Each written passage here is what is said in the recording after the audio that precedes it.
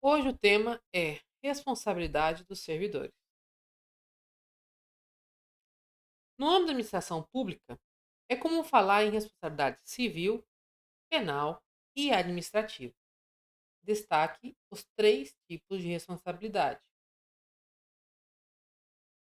Mas é importante, primeiramente, preocupar-se com o conceito do que é essa responsabilidade. A responsabilidade, particularmente considerada, é a situação de sujeição a uma ou mais obrigações que alguém se encontra em relação a outra por força de lei ou de contrato. Então entenda, é a situação de você estar sujeito a uma ou mais obrigações em relação a outra ou a outro, por força ou de uma lei ou de um contrato. Do próprio conceito de responsabilidade é fácil extrair a sua natureza jurídica. Assim, a responsabilidade individualmente considerada tem natureza jurídica de sujeição a uma relação obrigacional. Ou seja, vamos traduzir isso aqui, é onde você se sujeita a uma relação de obrigação. No desempenho de suas funções, os servidores públicos podem cometer infrações que costumam ser das três ordens: administrativa, civil e criminal. Por serem infrações de natureza diversas, suas consequências também são variadas e podem se dar tanto no âmbito interno quanto no âmbito externo da administração.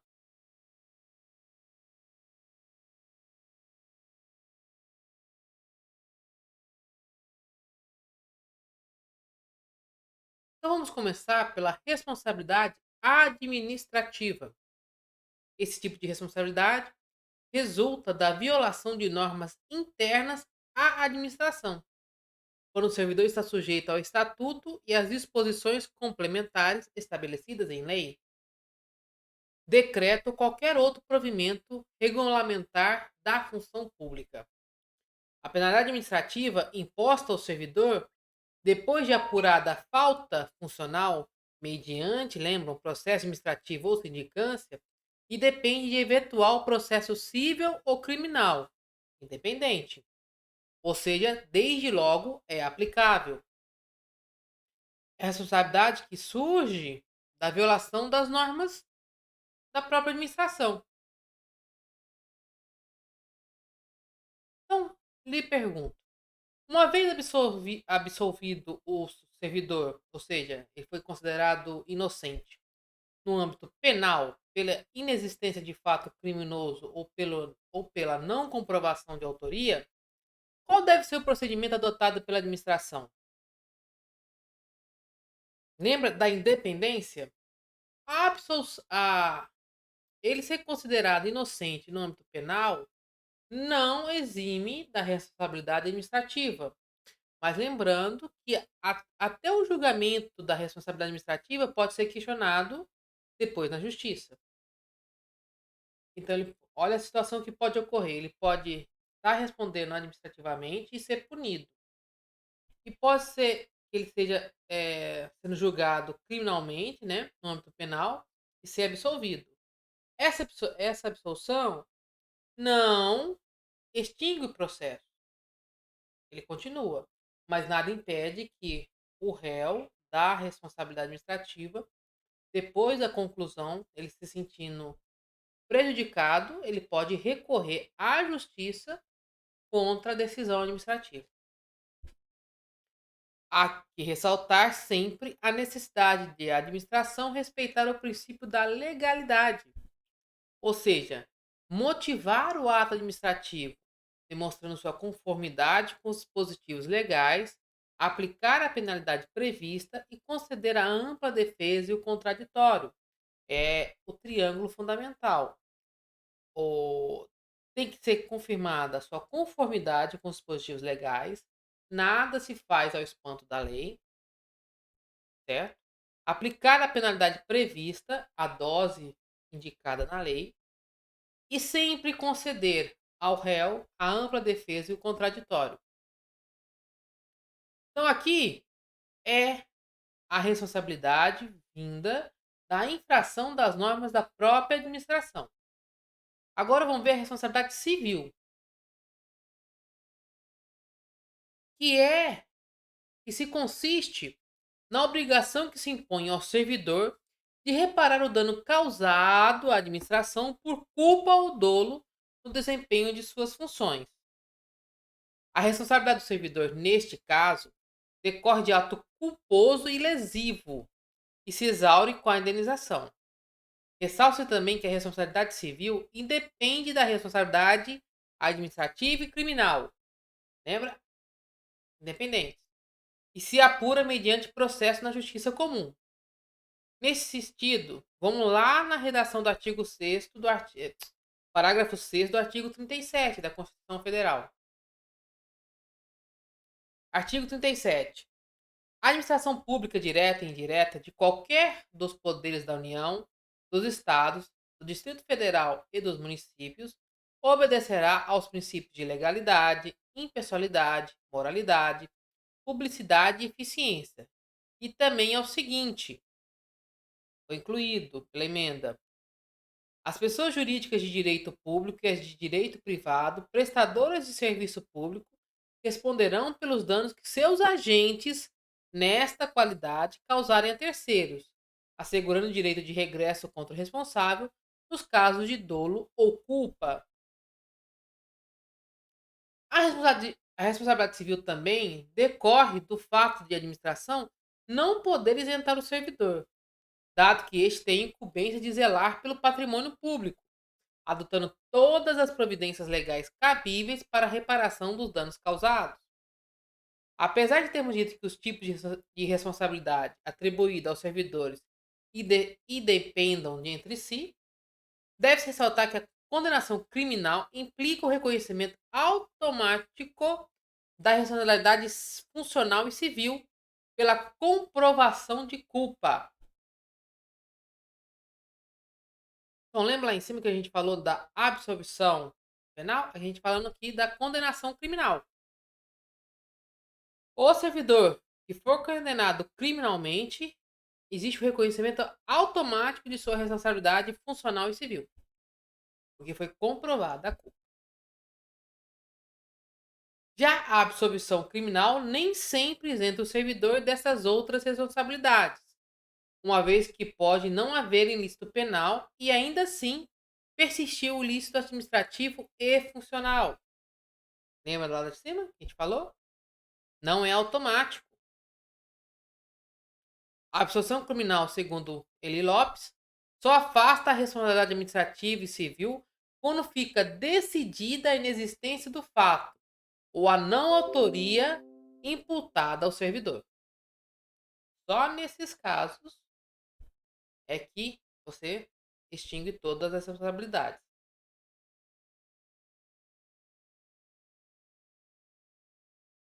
Ou seja, quando ficar comprovada a inexistência de fato. Se não há fato, não há culpa. Ou a não autoria. Se não foi ele que fez, ele não deve ser culpado. Então, nesses casos específicos, quando ocorrer a absolvição criminal e nessa absolvição foi verificado a inexistência de fato ou não autoria, automaticamente o réu pode solicitar a extinção da responsabilidade administrativa e civil. A gente falou tanto qual a diferença entre dolo e culpa, qual a diferença entre responsabilidade civil do Estado e do servidor. Então, quando se fala a diferença entre responsabilidade civil do Estado e do servidor, então veja o caso, por exemplo, onde a, a conduta de um servidor público provocou dano a, a outra pessoa, né? E ela vai pedir a indenização desse dano. Então, primeiramente, quem vai indenizar não é o servidor que fez o ato, A gente não questiona nem culpa nem dolo. Houve o fato gerador, causou dano a outra pessoa e ela tem que ser restituída desse dano. Então, após fazer frente à obrigação de indenizar, ou seja, o Estado já indenizou. Ele foi julgado, foi considerado procedente ao pedido do cidadão e ele vai ser indenizado. A ação foi do servidor, mas quem vai indenizar primeiramente é o Estado, porque ele tem a responsabilidade civil pelos atos praticados pelo servidor.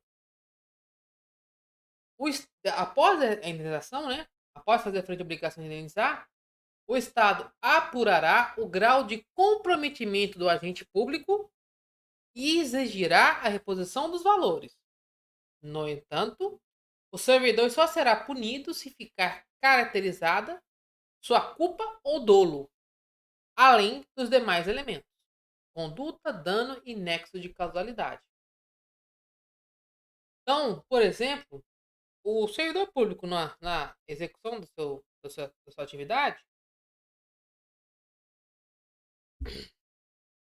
um agente fiscalizador na sua atividade vai e colide com outro veículo. Era um agente público em exercício da sua função e causou dano a outra pessoa. Essa pessoa que teve o automóvel amassado pelo agente público, danificado, vai pedir restituição ao Estado. O Estado é responsável por essa restituição, porque foi no ato do desempenho da função pública que ocorreu o prejuízo. Então, isso foi julgado, foi decidido, o Estado faz a reposição do valor. Aí depois, ou conjuntamente, mas em processo separado, o Estado vai ver junto ao servidor o seu grau de comprometimento com aquele dano. Por exemplo, se o servidor estava na sua função de fiscalização, em uma perseguição, e por isso provocou dano, não houve nem culpa nem dolo, ele não vai ter que fazer essa reposição ao Estado. Mas já se o servidor estava displicente, não estava em execução da sua atividade, não tinha motivo para provocar aquele acidente, ele pode sim ser responsabilizado. Então, vai haver essa apuração da responsabilidade do servidor com esse fato. O grau de comprometimento desse servidor com o fato gerador da indenização. Para ampliarmos o entendimento sobre dolo ou culpa, eu vou usar um material que saiu na Folha de São Paulo em 2007, né? E para a gente aumentar nosso entendimento sobre o assunto. Vamos dar uma ampliada aqui para ficar mais fácil de ver. Ok? Quando alguém quer cometer um delito ou assume o risco de cometê-lo, ele estará agindo dolosamente. Mas se ele cometeu o crime apenas por negligência, imprudência ou imperícia, ele estará agindo culposamente. Assim, se Pedrinho dar um tiro em Zezinho, ele agiu dolosamente, pois quis matá-lo. Se pegar um revólver, retirar a metade dos projéteis, colocá-lo contra a cabeça de Zezinho e dizer que vai brincar de roleta russa, apertar o gatilho e o mata, ele pode até não ter querido matá-lo, mas assumiu o risco de fazê-lo e por isso terá agido dolosamente. Pois ninguém em sã consciência brinca de roleta russa sem saber que está assumindo o risco de fazer a arma disparar. Por outro lado, se Mariazinha deixar seu revólver cair da bolsa sem querer e ao bater no chão ele dispara e mata Rosinha, ela não desejou e nem assumiu o risco de matar Rosinha, mas agiu com imprudência, pois ninguém deveria andar com uma arma destravada em uma bolsa. Imperícia é quando alguém que deveria dominar uma técnica não a domina. É o caso do médico que erra na hora de suturar um paciente. Depois de 6 anos estudando medicina, ele deveria saber suturar. Se não sabe, é imperito. Negligência é quando aquele que deveria tomar conta para que uma situação não aconteça não presta devida atenção e a deixa acontecer. É o caso da mãe que deveria tomar conta do neném quando está dando banho nele, mas vai atender o telefone e o neném acaba se afogando. Ele não queria e nem assumiu o risco de matá-lo, mas não tomou conta o suficiente para evitar sua morte. Imprudente é a pessoa que não toma os cuidados de uma pessoa normal tomaria. É a pessoa, ao dar marcha ré com o carro, esquece de olhar para trás e acaba atropelando alguém. Como a separação entre imprudência, negligência e imperícia é às vezes muito tênue, a lei não faz diferenciação entre as três formas de agir. Todas são consideradas formas culposas de agir, ou seja, dolo, vontade de fazer, culpa. Não houve a vontade, mas houve ou a imprudência, a negligência ou a imperícia. Aí chegamos à responsabilidade criminal. A responsabilidade criminal é aquela que resulta do cometimento de crimes funcionais. Tal matéria já é do direito penal, e o servidor sujeito nessa situação se submete ao processo crime e aos efeitos de condenação. Nesse sentido, confira-se se o artigo 91 e 92 do Código Penal, em que se estabelece como uma das consequências da condenação a perca do cargo, função ou mandato público. Então vamos ver aqui o artigo 91.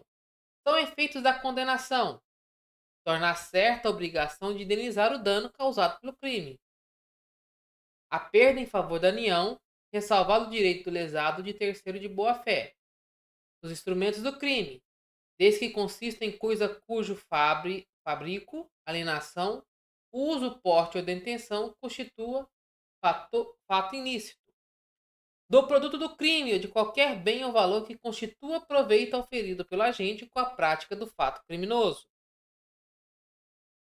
92. São também efeitos dessa condenação: 1. A perda de cargo, função pública ou mandato eletivo, quando aplicada a pena privativa de liberdade por tempo igual ou superior a 1 ano, nos crimes praticados com abuso de poder ou violação de dever para com a administração pública, ou quando for aplicada a pena privativa de liberdade por tempo superior a 4 anos nos demais casos. 2. A incapacidade para o exercício do pátrio poder, tutela ou curatela, nos crimes dolosos sujeita à pena de reclusão, cometidos contra filho, tutelado ou curatelado. 3. A inabilitação para dirigir veículo quando utilizado como meio para a prática de crime doloso. Parágrafo único. Os efeitos de que se trata esse artigo não são automáticos, devendo ser motivadamente declarados na sentença. Tá ok? Esses aqui são o artigo 91 e 92 do Código Penal. Então vejam que muitas vezes a condenação criminal provoca a perca do cargo.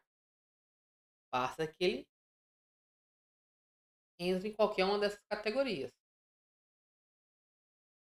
Destaca-se que o conceito de servidor público para fins penais é mais amplo do que o sentido comum da expressão, equiparando-se a essa também quem, embora transitoriamente ou sem função, exerça cargo, emprego ou função pública.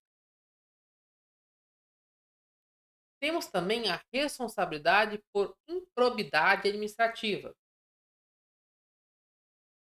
que é a responsabilidade decorrente da Lei 8.429 de 92, não tão antiga, conhecida como Lei da Improbidade Administrativa, cujo artigo 12 estabelece que, independentemente das sanções penais, civis e administrativas, o responsável por ato de improbidade administrativa fica sujeito às punições específicas do inciso 1, 2 e 3. São três espécies de atos de improbidade estabelecidos pela lei, ou seja, os que importam em enriquecimento ilícito, os que causam prejuízo ao erário e os que atentam contra os princípios da administração pública. Confiram-se, respectivamente, e de forma parcial, às disposições da Lei 8.429 de 92. Então, é uma quarta forma de responsabilidade criada, decorrente da Lei 8.429 de 92. e cria esses três aqui, ó, três atos que são caracterizados como atos de improbidade.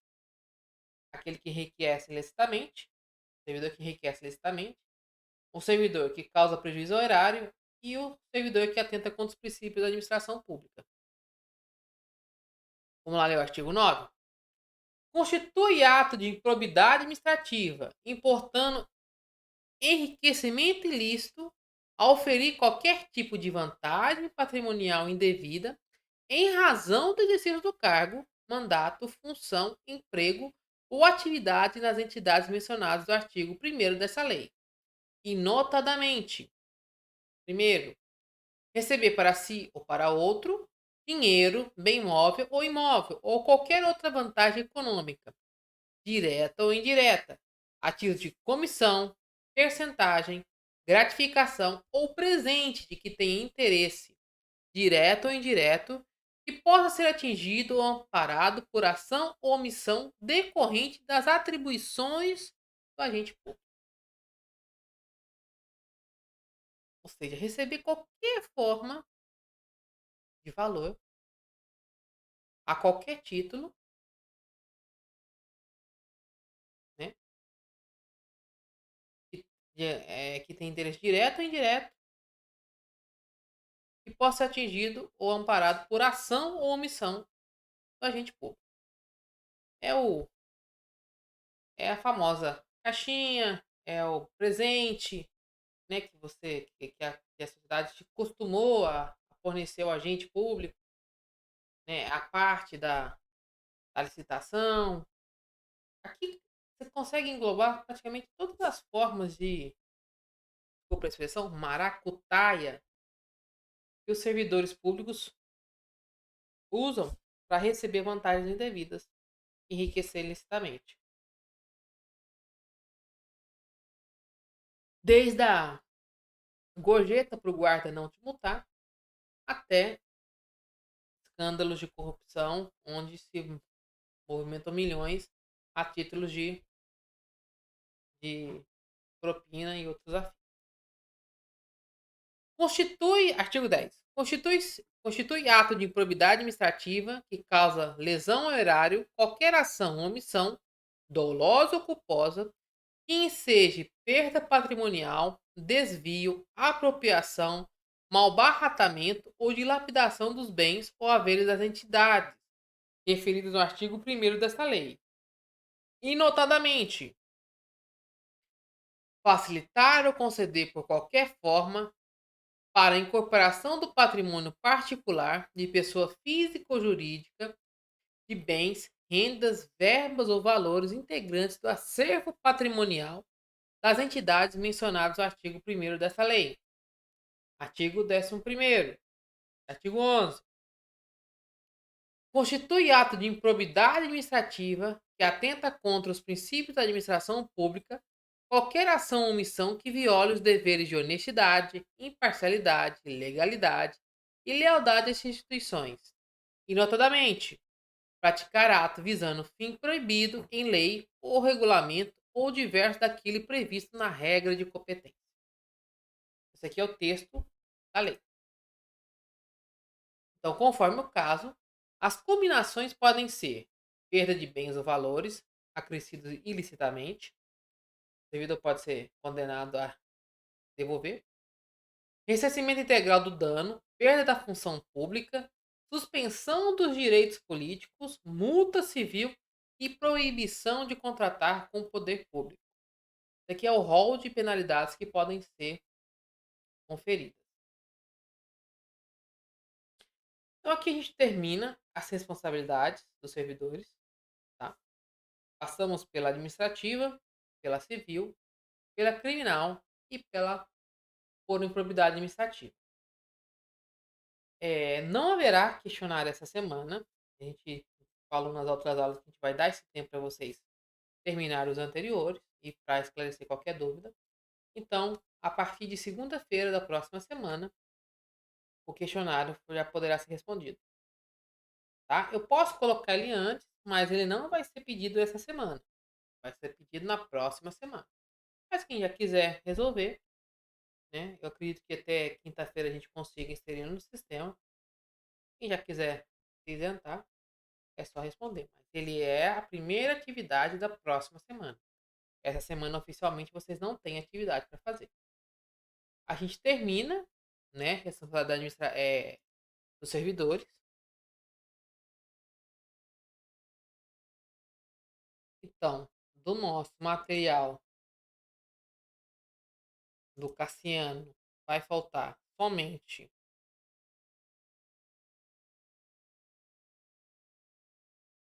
Na verdade, a gente termina o material do Cassiano, tá? E a gente, depois desse material, do outro material, que é da Zilda, a gente deve se concentrar principalmente nesses tópicos aqui, ó.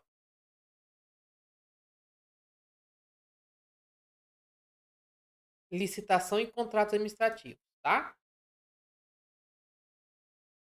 Mas principalmente licitações. Eu preciso passar um pouco desse material de licitações, que é uma das partes principais que o cidadão consegue fiscalizar com o ente público, né? Através de licitações, os órgãos públicos fazem suas aquisições. Então a gente vai aprender como consultar uma licitação, os requisitos, né? Como eu sei o que a minha prefeitura, o estado está contratando, fazer essa análise. Então a gente vai ter bastante foco. Se a gente conseguir fazer licitações e contratos, tudo bem. Agora, se só der licitações, a gente fecha com licitações. Então a gente terminou com esse material, com essa aula, o material da apostila azul. E a gente tem esses dois materiais para trabalhar da apostila vermelha. Tá bom?